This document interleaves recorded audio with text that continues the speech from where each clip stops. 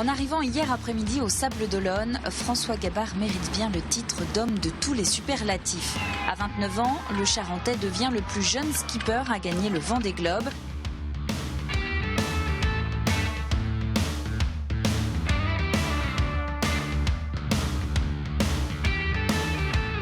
Bonjour François Gabard. Bonjour. Alors le 27 janvier 2013 à 15h19, vous franchissez la ligne d'arrivée du Vendée Globe en vainqueur après 78 jours, 2 heures, 16 minutes et 40 secondes de course. Avant de revoir rapidement le petit résumé de cette course, si vous pouviez résumer ce Vendée Globe en 3-4 mots, ça serait quoi? Je sais que c'est compliqué. Résumer un Vendée, tour du monde, 3 mots. Un joli tour du monde, comme ça fait éclat. C'était mon premier et c'était extraordinaire. Eh ben on va tout de suite regarder en quelques secondes, en 1 minute, le résumé de ce 7e Vendée Globe. Le 7e Vendée Globe s'élance le 10 novembre 2012 avec 20 partants. Dès les premiers jours, les avaries et les abandons se succèdent. À l'avant de la course, la bagarre est lancée. Armel Lecléache, François Gabard, Jean-Pierre Dick, Vincent Rioux, Bernard Stamm ou encore Alex Thompson sont au coude à coude. Les vitesses sont impressionnantes avec plus de 500 000 parcourus en 24 heures pour plusieurs skippers. Au fil des jours, Lecléache et Gabard s'échappent. On assiste alors à un duel épique entre les deux hommes. François Gabard est le premier à franchir le Cap Horn avec seulement 1 heure d'avance sur Armel Lecléache. De retour dans l'Atlantique, Lecléache rencontre un problème sur un Gennaker. Il tente une option, mais elle n'est pas payante. Gabard conserve la tête jusqu'à la ligne d'arrivée qu'il franchit le 27 janvier 2013 avec un nouveau record, 78 jours, 2 heures, 16 minutes et devient à 29 ans le plus jeune vainqueur du Vendée Globe. Armel Lecléache boucle son tour du monde 3 heures après. Donc un peu plus de 11 ans après cette victoire, qu'est-ce qu'il en reste? Qu'est-ce qu'il en reste de ce Vendée Globe pour vous, François Gabard? Que des bons souvenirs, même si ça reste un tour du monde, ça reste difficile, ça reste exigeant, prenant. Voilà, après quelques années, là, je me souviens que des belles choses, que des belles émotions, l'arrivée évidemment extraordinaire, avec en plus la victoire, un peu la cerise sur le gâteau. Mais même tout ce que j'ai pu vivre avant la course, avec l'équipe, en préparation, l'émotion forcément de la préparation d'un tour du monde avec tout ce que ça engendre, enfin, c'est quelque chose de très intense. J'en ai vécu que 2 tours du monde. J'ai eu la chance d'en faire en multicoque quelques années plus tard. Mais à chaque fois, c'est assez incroyable. Et c'est vrai que l'humain a cette capacité souvent... Parce qu'il ne faut pas oublier que c'est dur. Enfin, je veux dire, ce n'est pas que facile. Alors évidemment, c'est une passion, on y prend beaucoup de plaisir. Mais c'est difficile, c'est dur, c'est exigeant. Mais après quelques années, on ne se souvient que des belles choses. Alors pour revenir un peu sur le déroulé de la course, sur la première partie, on va dire que vous êtes 5 en tête de flotte, puis ensuite vous vous détachez avec Armel Lecléache pour un très très beau duel, une arrivée avec un peu plus de 3 heures d'écart seulement. On a assisté vraiment à un Vendée Globe très intéressant en termes de la compétition sportive. Ouais, ça qu'on en avait beaucoup parlé. Moi, à la base, ça restait une aventure. Pour moi, c'était mon premier tour du monde. Je partais pas, enfin j'allais pour essayer de gagner évidemment, mais je me considérais pas à l'époque en tant que favori. Je pense que d'ailleurs personne, je faisais partie des outsiders, des petits jeunes là qui montaient. Et en fait, assez rapidement, en effet, alors l'aventure elle a eu lieu pour moi dès le début par toutes ces émotions. Puis mine de rien, j'ai eu pas mal de problèmes au début de cours. J'ai réussi à passer au-delà, enfin résoudre ces problèmes et je me retrouvais devant et en effet ça a un peu basculé en mode compétition parce qu'avec Armel on s'est retrouvés très proches pendant très longtemps, quasiment toutes les mers du Sud on était toujours à portée à yes, ça veut dire qu'on se voyait sur nos instruments de navigation, donc dès que l'autre bateau allait un nœud plus vite on le savait tout de suite, donc ça nous poussait à faire du mieux possible.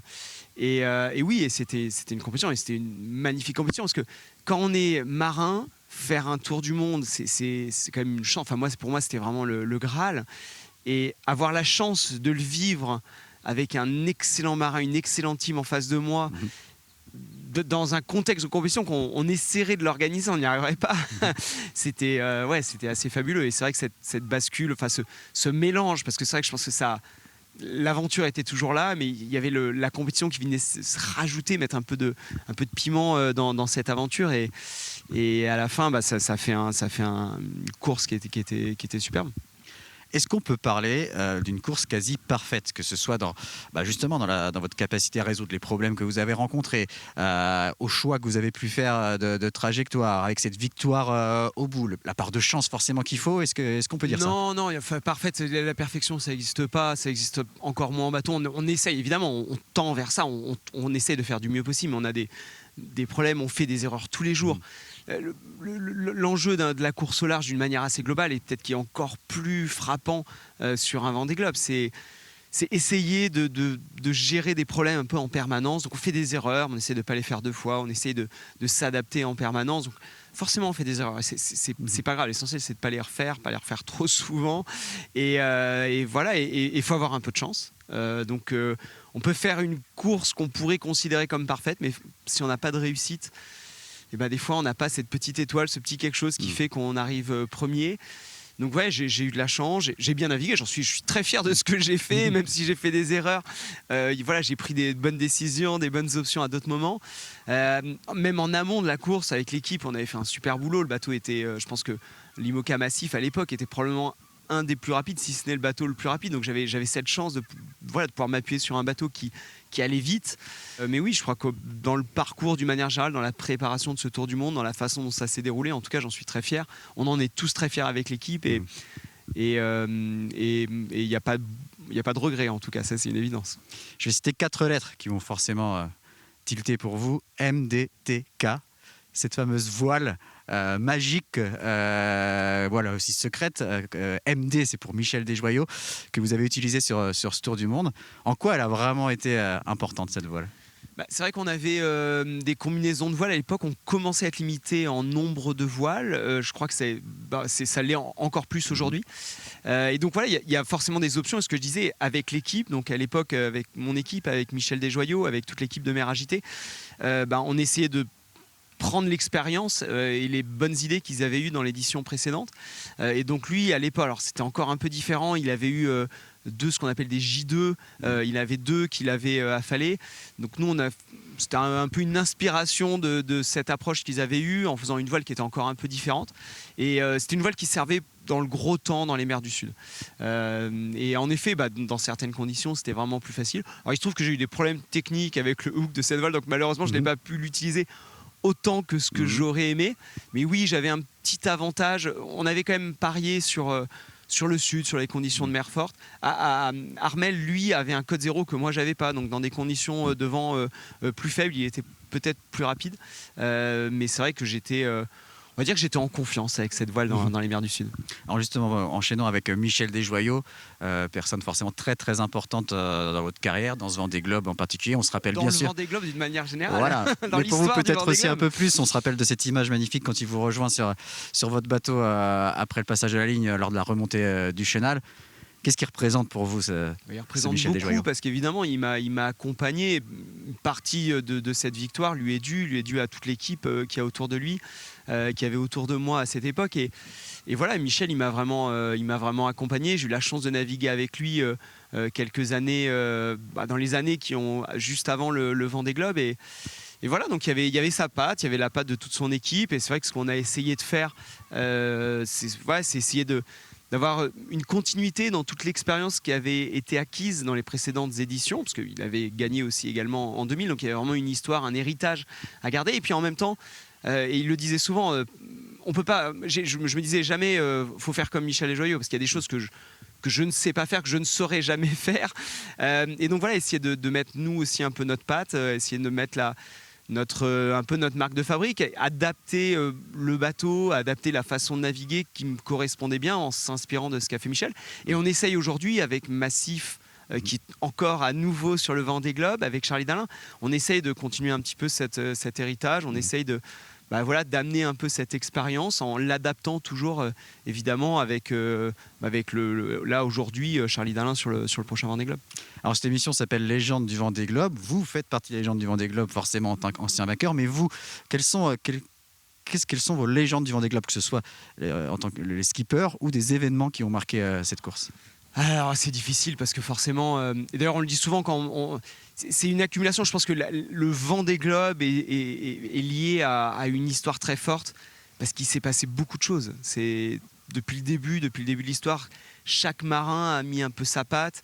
Les marins qui ont gagné, mais évidemment aussi tous les autres marins qui ont eu parfois même des moments dramatiques, des naufrages. C'est difficile. Évidemment, en ce qui me concerne, dans ma relation avec le Vendée Globe, je pense que l'histoire de Michel est forcément un petit quelque chose à part. Mais ça serait évidemment réducteur de limiter le Vendée Globe à ça. En tout cas, pour moi, je pense évidemment que Michel... évidemment, fait partie des légendes du Vendée Globe, était un petit peu ma légende et en tout cas mon inspiration sur cette course. Alors, lors de chaque émission, un ancien vainqueur pose une question à un autre ancien vainqueur. Alors, ce ne sera pas Michel Desjoyaux pour vous, mais je vais vous laisser découvrir la question. Bonjour François. Alors, maintenant, tu navigues sur des beaux bateaux, des grands trimarans. Tu as des projets aussi d'entrepreneur avec le transport à voile. Donc, des beaux projets de développement. Mais il y a une question que je me posais en tant qu'ancien vainqueur du Vendée Globe. Est-ce qu'un jour, cette course, est-ce qu'elle te fait toujours rêver? Et est-ce qu'un jour, tu penses retourner faire cette course pour essayer éventuellement de gagner à nouveau ce challenge, ce Vendée Globe? Faut jamais dire jamais dans la vie. Il se trouve que, on va dire à court terme, non. C'est vrai que j'ai la chance de naviguer sur le trimaran S vers l'Azartique. Je vais faire un Jules Verne pendant le prochain Vendée Globe. Donc voilà, j'ai cette chance extraordinaire de naviguer sur ces bateaux. J'aimerais aussi, dans les années qui viennent, prendre le temps de faire des tours du monde un peu autrement, on va dire plus lentement, en prenant le temps, en partageant, en famille. Donc voilà, ça fait aussi partie de mes projets et de ma vie dans les prochaines années. Mais voilà, après, il ne faut jamais dire jamais. Donc la vie est... J'ai eu la chance de le faire assez jeune. Et donc voilà, il y a encore plein de choses possibles, mais en tout cas pas à court ou moyen terme. Pour terminer, François Gabard, c'est ce qu'on fait à chaque émission, et c'est pour choisir la musique qui va conclure cette émission. Si vous aviez un morceau de musique qui illustrerait bien votre Vendée Globe et votre victoire en 2012-2013, ça serait quoi? J'écoute souvent Ben Mazué, mais je l'écoutais, je pense, un peu plus tard, justement. Je pense que sur le Vendée 2012-2013, j'écoutais pas encore Ben Mazué. En revanche, je pense que je devais déjà beaucoup écouter Jack Johnson. Il y a une chanson de Jack qui est Go On, que j'aime bien, qui est plutôt pour encourager. Je crois qu'il avait écrit, il me semble, pour ses enfants. Et moi, elle m'aime pas mal dans une espèce de quelque chose d'assez positif. Voilà, faut y aller, Go On. Eh bien, on termine avec du Jack Johnson. Merci beaucoup, François Gabard. Go on. There's still so many things I wanna say to you, but go on, just go on. We're bound by blood.